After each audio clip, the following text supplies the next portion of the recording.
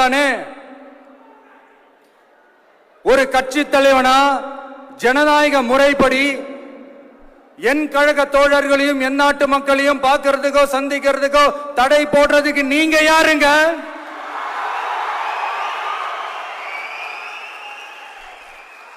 தடையை மீறிய மக்களை பார்க்கணும்னு முடிவு பண்ணிட்டா போயே தீருவேன்.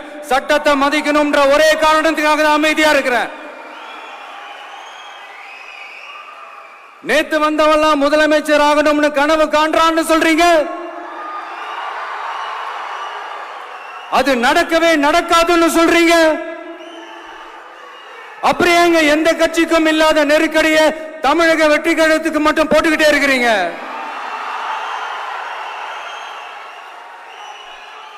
அணை போட்டு ஆத்த வேண்டும்னா தடுக்கலாம், காத்த தடுக்க முடியாது.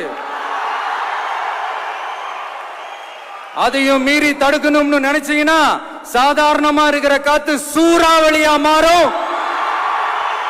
ஏன் சக்தி மிக்க புயலா கூட மாறும்.